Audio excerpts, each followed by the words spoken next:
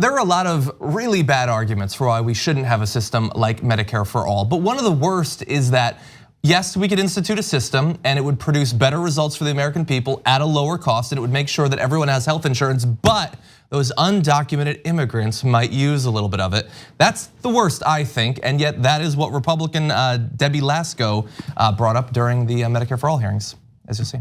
Will this bill provide free health care for illegal immigrants? There's nothing in the legislation that excludes the undocumented immigrants from receiving benefits. So my working assumption was that they would be eligible for benefits, yes. And so I can tell you that my constituents, and I would guess the majority of citizens in the United States, would not feel happy that they are going to be forced to pay for illegals that aren't citizens free health care.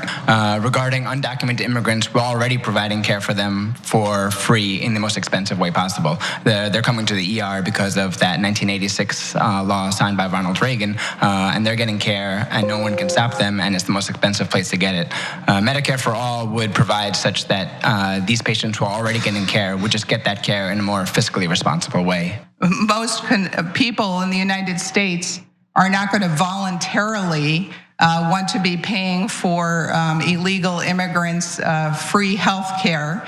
And so there's a difference between people coming here illegally and showing up in the ER. And by the way, we have a huge crisis at the border. But I can tell you, I go to a lot of different meetings in my district and quite frankly throughout the state.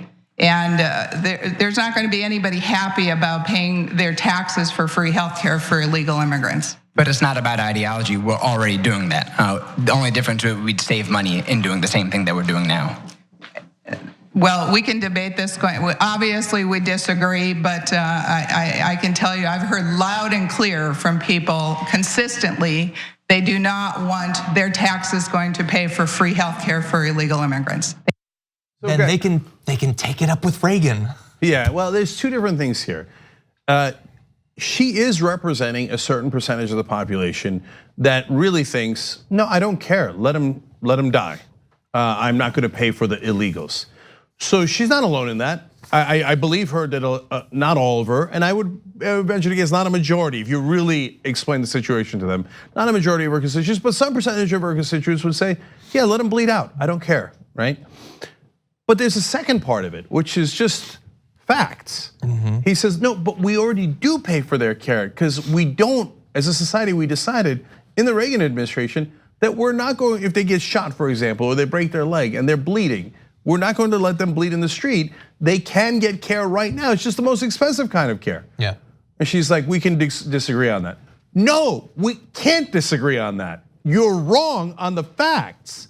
And so when you say that, God, the right wingers get so emotionally hurt. They're like, oh, we see, like these guys, these intellectuals quoting facts. I don't like it, right? But look, make your so-called moral argument that we should let people die. But you cannot argue that it is in fact the law. That is true. She's a United States Congresswoman. You don't know that law, that's okay. I don't know all the details of that 1986 law. But once you do know it, you can't be like, well, I don't like it, okay? And I don't agree. And so we can disagree about that. Okay, then are you gonna introduce legislation taking that away? That's a thing you can say, but you can't say that that law doesn't exist. Okay, now on to the morality of it. Really? I understand people saying, look, I don't want an undocumented immigrant coming here and then getting super expensive cancer treatment, etc. I don't agree, but I understand it. But for the people saying, no, if they got in a car accident and they have a mortal wound, let them die in the street. Wow, this is the party of morality? Nah, you can't possibly make that claim. You can raise your hand and say, yeah, I don't care about my fellow man. I don't care about what Jesus said in the Bible about taking care of the poor or the needy. I don't care about any of that, and I'm not a moral person. I just want to protect every cent that I have, and if it means somebody bleeds out or their kids bleed out, I don't care. I don't even want to pay for the sweep up afterwards.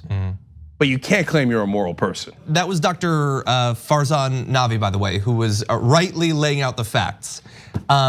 Believing that facts still matter. That is the hill that I will choose to die on, even though I have less and less faith with every passing day. But I think the reason that it was unconvincing to her, it seems nonsensical. If you're saying we don't want to do this thing, and it turns out that we're already doing this thing, but at a more costly way, moving on with it seems illogical. But it only is illogical if she's being honest about why she supports the status quo. She says it's about cost. If that were true, she would find the information he provided to be interesting and something she'd want to learn more about. But I don't believe, I'm not gonna say for Debbie Lesko specifically, but I think for a significant number of conservatives, it has nothing to do with cost whatsoever. It has to do with something deeper in their political values, and that is the desire for hierarchy.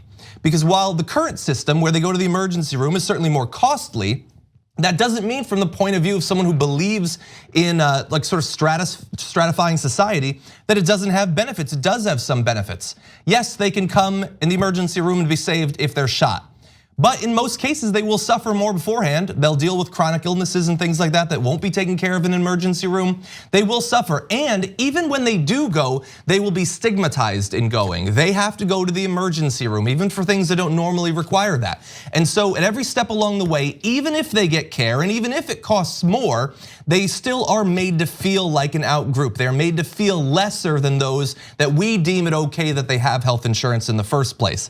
I don't know that she believes that or believes it consciously, but I think that there's a significant number of American conservatives that desperately want to hold on to their even slightly higher position in the hierarchy in America when it comes to healthcare and other things like that.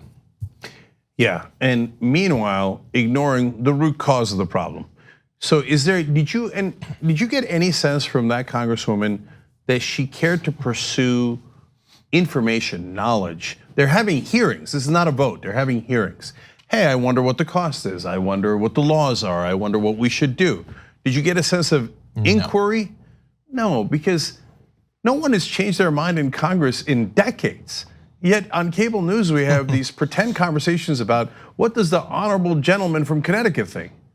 He doesn't think anything. He thinks, where's my check? Yeah. So Debbie Lesko already got her check.